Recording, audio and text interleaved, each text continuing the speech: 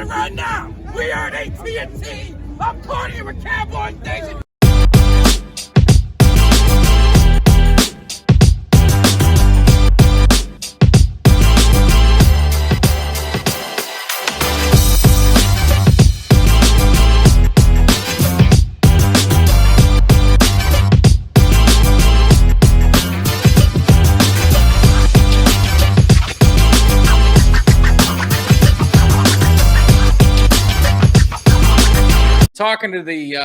Talking about the Cowboys and the running backs, we hit that. The next most important position, to me that we want to talk about is wide receiver, tight end, only because we had some changes. We lose Amari, we lose Cedric Wilson, Blake Jarwin, they parted ways with. He was hurt a little bit at tight end. So we've got CD is what they call the number one receiver, and everyone's got to have a number one receiver. And I see a lot of comments, and I've seen some people concerned, is CD, can he be the number one receiver? Well, newsflash is he was the number one receiver when they drafted him.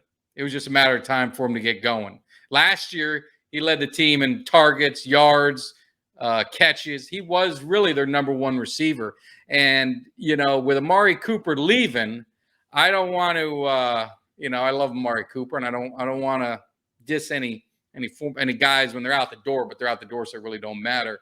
The thing that always kind of troubled me with Cooper, maybe get an outsider opinion, is when the games are on the line, when things are happening, he just, I saw him on the sidelines, didn't really seem involved. When I think of a number one receiver, I think of a Michael Irvin, I think of a Des Bryant. I think of these guys that demand the ball at crunch time and want the ball. And Cooper just never, he never really came across as being that guy. Yeah, well, I think, but again, you guys ran some interesting offensive play schemes at certain points of games, close games. So maybe it wasn't him. Maybe he did want the ball. Your offensive coordinator, that we've talked about that a dozen times. So maybe it wasn't him. Yeah, maybe. But I will say, and if you ask Michael Irvin, because he had comments about it through the year, if you were to tell Michael Irvin to get off the field on 3rd and 10 or in the red zone or something like that, he'd probably be fighting you on the sidelines. He wouldn't come up. And I guess that's the mentality, that dog mentality. CeeDee Lamb has that. He's got that swag. He's got that, the charisma. He's got that want the ball, demand the ball. Now, there's things he's got to clean up. He had some, untimely drops, focus, concentration. He's definitely got to clean that up a little bit. But, he was our best receiver last year. So him being the number one, I'm not concerned at all. When you get down to the depth, that's where, we'll talk a little bit. And that's with Michael Gallup being hurt. So they're going to be without Michael Gallup probably, at least the first 4 games, I'm thinking, of the season. So it's who steps up there. And you got, James Washington, they signed him from Pittsburgh. He was like a number 4 receiver for him, but he was at the tail end of Roethlisberger's career. He's a speed guy that's going to stretch the field. And Ben was, I don't want to say he's washed up then, but he was past his prime, let's say. So is he going to step up, or you got the rookie Jalen Tolbert from South Alabama, who I'm really, really high on. I've seen him play a lot. I've talked about it before. I think they've got to steal with him. So is he going to be able to step up and hold the fort down until Michael Gallup gets back? Well, so the question is, you think he's definitely going to be out that first month? He tore his ACL at the end, and they're talking that end of October, November timeframe. So I think he's going to be out at least 4 games. Yeah, and that's tough. So you consider him to be obviously your number one receiver when he comes back? No, CD's number 1. You think CD? Not even close. Yeah. Not even CD. CD's number 1. Gallup reminds me, and I always go back, I can only go back in history, and the only football I really love is the Cowboys football, but he reminded me a lot of Alvin Harper. Big play. He'll get you 2 or 3 really key catches, high points the ball very well. He's that kind of guy. So I think he's a great number 2. He's not a number 1. That's why I think he stayed in Dallas, because I don't think he was going to get number 1 money somewhere else. Even if he didn't get hurt, I think he's that number 2 guy. But really, in our offense, we can mix in the tight ends a little bit. I think Dalton Schultz is kind of your number 2 when it comes to targets. He's the safety blanket for Dak. Cowboys Nation hates on him, man. I see it all the time. I don't get why. I don't know. And the funny thing is I don't know what on social media, but he blocks. He'll block you in a second if you talk negative. Now, that's fine. You don't want that negativity in your life, but I don't know how you find that much time to do that unless his wife is sitting behind the keyboards. You know what? Just block people. I mean, I got better things to do than block people on social media. But he's reliable. He's consistent. So I like him. And then I think, like I said, Jalen Tolbert, I think, is going to fill in good at that number 2 spot, hold the fort down. I think Washington's always he's going to be always at number 3, number 4. I could be wrong, but I just think he's one of those guys that going to stretch the field, maybe hit a wide receiver screen and see if use that speed, make someone miss and maybe take it to the house. But the wide receiver core is in question. There's a lot of concern in Cowboys Nation. There's a lot of uneasiness. They drafted Jake Ferguson, another tight end, so they get rid of Jarwin. They get Jake Ferguson from Wisconsin. It's going to be interesting to see how he fits in. I think they want to run a lot of 2 tight end sets. I think they're going to do that early a lot, especially with Gallup being out. I think they're going to use that, that set for him. Plus, maybe, there's a lot of talk with Tony Pollard. He did some receiver in college, being that kind of gadget, like you've got with Cordell Patterson. Yeah. Maybe using him at receiver some, using that trying to get that mismatch, but getting him on the field, because we talked about it on our running back preview. If you got Zeke, you got Pollard, you got to get them both on the field, and you got to get them both involved. You can't give Pollard 5 touches. You can't give Zeke 8 and expect that you're going to get great things. You need to get these guys involved in the game early and getting that tone set, getting feeling right. It's just unfortunate there's only one football. So, you see the list and you see these guys, where can they find that good mix? That's what comes down to Kellen Moore.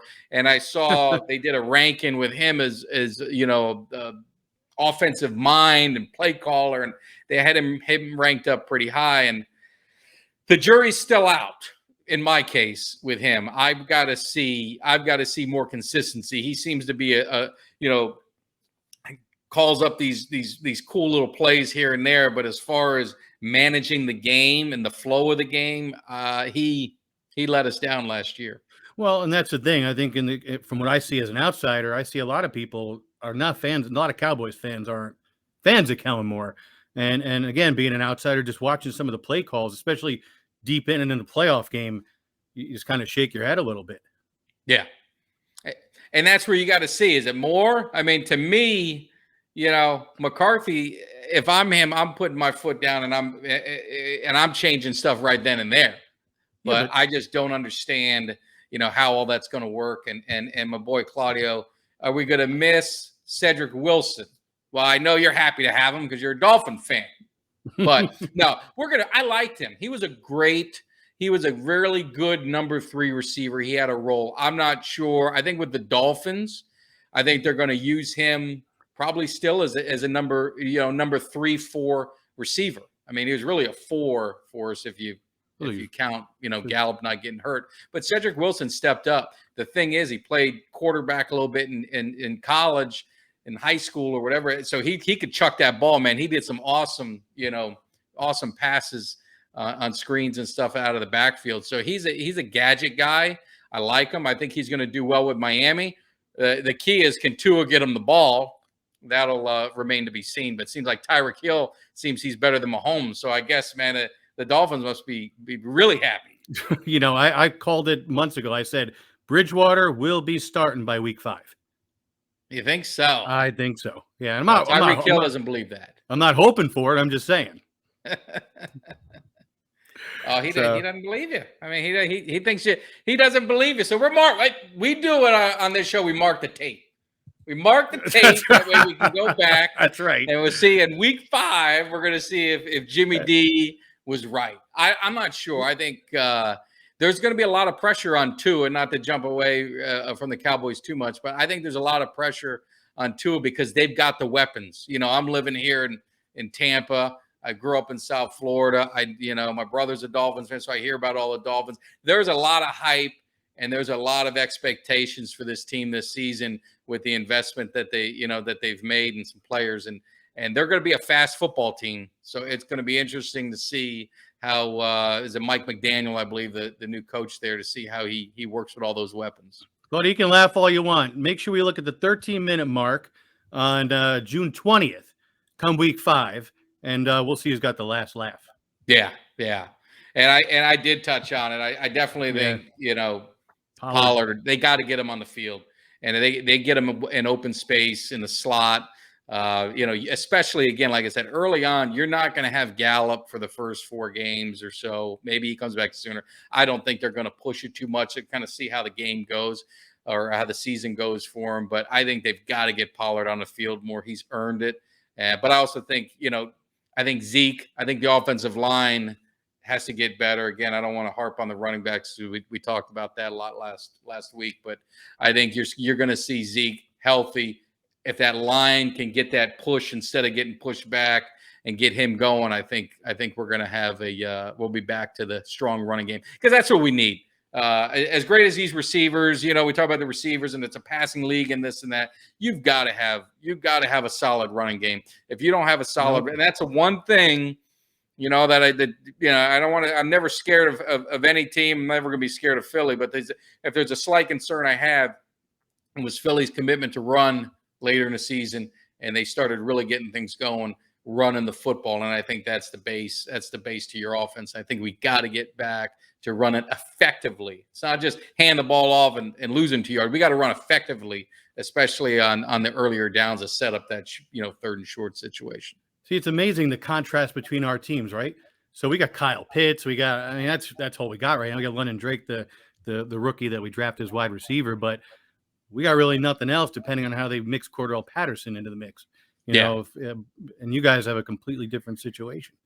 Well, it's going to be interesting. They got, like I said, they've got some pressure, so we've got to make things happen. So we talk about the receivers.